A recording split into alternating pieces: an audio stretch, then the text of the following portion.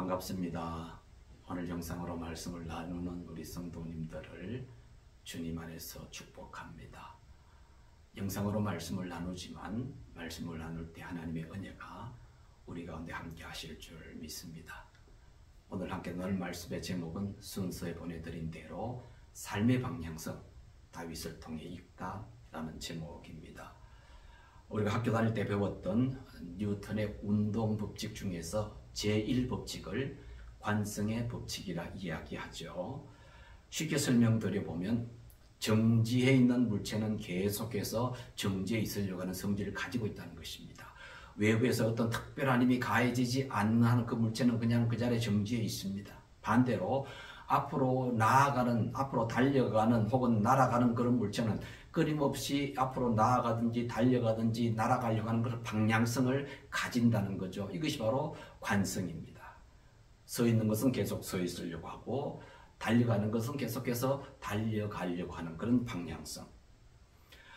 예를 들어 보면은 버스를 타고 가다가 어느 순간 기사분이 브레이크를 밟습니다.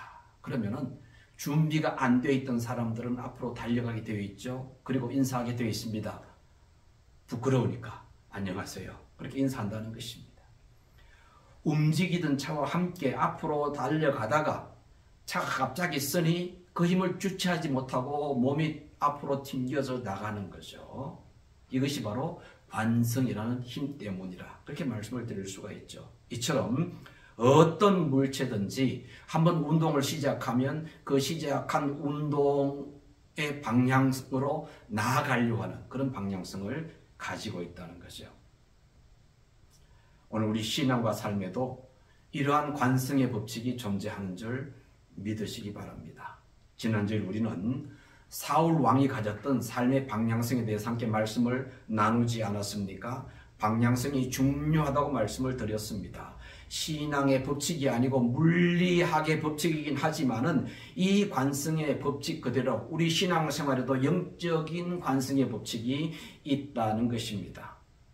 사울을 보면 그의 삶은 하나님의 말씀을 거역하는 방향으로 달려갔던 그런 방향성을 가지고 있었습니다. 선지자 사무엘을 통해 하나님 말씀을 듣지만은 하나님 말씀이 그에게 전해졌지만은 사울은 그의 삶의 방향성을 따라서 하나님 말씀을 거역하는 방향으로 일관되게 나아갔습니다. 몇 년 세월을요, 40년 세월을 그렇게 달려갔습니다. 하나님 말씀을 중요하게 생각하지 않았습니다. 그는 철저하게 자신의 생각, 자신의 이익, 자신의 명예를 쫓아서 그는 살았습니다. 죽는 순간까지 그렇게 살았던 것을 우리는 함께 살펴보았습니다. 오늘은 제목처럼 다윗을 통해서 읽는 다윗이 가진 삶의 방향성을 묵상하면서 오늘 우리도 그 말씀 속에서 무엇을 배울 것인지를 나누어 보겠습니다. 다윗의 생애에서 가장 인상적인 사건 하나를 꼽는다면 바로 오늘 본문의 사건을 우리는 이야기할 수 있을 줄로 믿습니다. 다윗은 골리앗과 싸우러 나가면서 골리앗을 죽이기 위해서 나아가면서 이렇게 외치죠. 45절 말씀. 다윗이 블레셋 사람에게 이르되 너는 칼과 창과 단창으로 내게 나오거니와 나는 만군의 여호와의 이름 곧 내가 모욕하는 이스라엘 군대의 하나님의 이름으로 내게 나아가노라. 46절 오늘 여호와께서 너를 내 손에 넘기시리니 내가 너를 쳐서 내 목을 베고 블레셋 군대의 시체를 오늘 공중의 새와 땅의 들 짐승에게 주고 온 땅으로 이스라엘에 하나님이 계신 줄 알게 하겠고 47절 또 여호와의 구원하심이 칼과 창에 있지 아니함을 이 무리에게 알게 하리라. 전쟁은 여호와께 속한 것인즉 그가 너희를 우리 손에 넘기시리라. 이렇게 고백하는 다윗의 놀라운 고백, 놀라운 외침을 오늘 말씀 속에서 읽게 됩니다. 우리는 이 말씀 속에서 다윗이 가지고 있는 신앙의 모습을 간단하게 두 가지로 정리할 수 있습니다. 첫째, 다윗은 하나님의 이름을 자신보다 그 모든 것들보다 앞세우는 것을 보여줍니다. 골리앗에게 외치죠. 너는 창을 들고 오지만은 나는 네가 조롱하는 만군의 하나님 여호와 이름으로 너에게 간다. 그렇게 외치면서 자신이 왜 골리앗과 싸우는지, 무엇으로 골리앗과 싸우는지, 무엇 때문에 골리앗과 싸우는지를 분명하게 하고 있습니다. 말씀을 통해 확인하는 다윗의 신앙 고백이 여기에 있는 줄 믿습니다. 나는 만군의 하나님 여호와의 이름으로 너에게 간다. 그렇게 외치고 있죠. 지난주일 묵상한 사울과 비교하면 정말 철저하게 다른 것을 볼 수 있습니다. 사울은 자기의 이름을 앞세웠습니다. 자기의 명예, 자기의 욕심, 자기의 계획, 자기의 꿈, 자기의 욕망을 앞세웠습니다. 그렇기 때문에 아말렉과의 전쟁에서 하나님 말씀에 순종하지 않고 왕도 살려서 잡아오고 좋은 것들도 살려서 다 데리고 왔습니다. 승리한 다음에 갈멜에 자신의 이름을 내는 성전 기념비를 세웠습니다.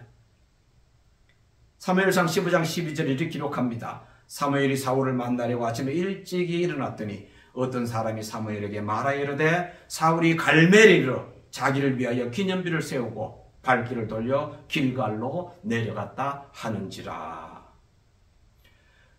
아말렉과의 전쟁의 승리는 분명히 하나님께서 주신 것인데 하나님께 감사하기는커녕 제 이름을 내려고 자기의 이름을 내려고 성전 기념비를 세운 사람이 사울입니다. 그러니 하나님 말씀을 어떻게 생각했겠습니까? 하나님이 그 중심에 없는데, 하나님 말씀이 그 중심에 없는데 이 사울이 할 수 있는 것이 무엇이겠습니까? 그는 오로지 자기의 뜻을 이루기 위해서, 자기의 체면을 살리기 위해서, 자기의 욕심을 채우기 위해서 살았던 것을 보게 됩니다. 그러나 다윗의 고백을 통해 드러나는 그 다윗의 삶의 방향성은 사울과는 전혀 다른 것을 오늘 말씀을 통해서 보게 됩니다. 다윗은 그 엄중한 블레셋과의 전쟁, 골리앗과의 싸움을 앞두고 자신의 신앙을 고백하지 않습니까? 나는 만군의 하나님 여호와 이름으로 지금 너에게 간다. 이 고백 놀랍지 않습니까? 하나님을 그 모든 것들보다 앞세우는 다윗이죠. 둘째로 다윗은 하나님의 함께하심, 함께하시는 그 하나님이 이 전쟁의 주관자이심을, 그 사실을 고백하고 의지하는 것을 보게 됩니다. 다윗은 그 일생이 하나님을 의지하는 삶이지 않습니까? 그러니 시편 23편에서 우리가 잘 아는 너무나 유명한 고백을 하고 있지요. 여호와는 나의 목자시니 내게 부족함이 없으리로다. 그가 나를 푸른 초장으로 인도하시며 쉴 만한 물가로 인도하시는도다. 내 영혼을 소생시키시고 자기 이름을 위하여 의의 길로 인도하시는도다. 내가 사망의 음침한 골짜기로 다닐지라도 해를 두려워하지 않을 것은 주께서 나와 함께 하심이라. 주의 지팡이와 막대기가 나를 안위하시나이다. 이렇게 고백하죠. 이것이 바로 다윗의 모습입니다. 다윗은 철저하게 하나님이 함께 하신다는 사실을 믿었고, 함께 하시는 그 하나님, 그 전쟁을 주관하시고 자신으로 하여금 반드시 승리하게 하실 그 하나님을 의지하고 신뢰하는 모습을 보여주죠. 이것이 바로 다윗이 가진 두 번째 아름답고 귀한 모습입니다. 그런데 하나님을 앞세우고 하나님을 의지했던 다윗이 한 번은 자신의 욕심으로 인구조사를 하게 됩니다. 성경은 사탄이 다윗을 충동시켰다, 그렇게 적고 있습니다. 인구조사의 의미는 머릿수를 헤아려서 세금을 얼마나 거둘 수 있는지, 그리고 자신이 전쟁을 할 때 군인들을 얼마나 동원시킬 수 있는지를 확인하기 위해서 인구조사를 했죠. 현대도 마찬가지지만 고대 사회에서도 굉장히 중요하게 생겼던 그런 사안 중에 하나였습니다. 신하들이 다윗을 말리죠. 그러나 다윗은 듣지 않았습니다. 그러니 하나님께서 그를 징계하시죠. 이 인구조사의 영적인 의미는 다윗이 자신의 군대, 세금 바칠 백성들의 숫자를 헤아림으로 하나님이 아닌, 하나님의 능력이 아닌, 하나님의 은혜가 아닌 자신의 힘을 과시하려고 했다는 점에서 이것은 불신앙의 행위죠. 하나님께서 선지자 갓을 보내셔서 세 가지 재앙을 말씀하십니다. 3년 기근, 혹은 적국에 쫓겨 석 달, 아니면 전염병으로 사흘, 그 중에 하나를 선택하게 했는데 다윗은 징계받는 것조차도 하나님의 손길에 직접적으로 맡기는 것을 택하게 되죠. 물론 세 가지 다 하나님께서 제시하신 것이기 때문에 하나님께로부터 오는 것이지만 이 다윗은 징계조차도 하나님이 직접적으로 관여하시는 그 한 가지, 즉 질병으로부터 오는 재앙을 선택하는 것을 보게 됩니다. 역대상 21장 13절 말씀 보면 다윗이 갓에게 이르되 내가 공경에 빠졌도다. 여호와께서는 긍휼이 심히 크시니 내가 그의 손에 빠지고 사람의 손에 빠지지 아니하기를 원한다. 이렇게 고백하는 것을 보게 됩니다. 자신이 인구조사를 함으로 자기의 불신앙을 드러냈고 하나님을 신뢰하지 않은 그 일에 대한 하나님의 징계를 받을 때 그 징계조차도 하나님의 손에 맡겼다는 사실입니다. 그만큼 다윗은 하나님을 의지하고 하나님을 신뢰했습니다. 그러니 다윗은 여호와는 나의 목자시니 이렇게 고백하게 되는 것을 보게 됩니다. 그러니 시편 23편에 여호와는 나의 목자시니라고 고백하기까지 다윗의 그 삶 속에서의 수많은 질곡들, 그런 것들이 그 배경 속에 깔리고 난 이후에 다윗은 비로소 정말 하나님이 나의 목자가 되시는구나 라고 고백할 수 있었다는 사실을 우리는 기억해야 될 줄로 믿습니다. 이처럼 다윗의 중심에는 하나님이 계셨습니다. 그러기 때문에 다윗은 그의 삶 속에서 하나님을 앞세웠습니다. 전적으로 하나님을 의지하고 신뢰했습니다. 이것이 다윗의 삶에 직접적인 영향을 미친 줄 믿습니다. 이처럼 다윗의 중심에 하나님이 계셨고 하나님의 이름을 앞세웠던 그의 생각의 방향성, 그의 삶의 방향성, 그의 신앙의 방향성이 다윗 왕을 만들었습니다. 이것이 다윗의 삶을 이끌어간 줄 믿으시기 바랍니다.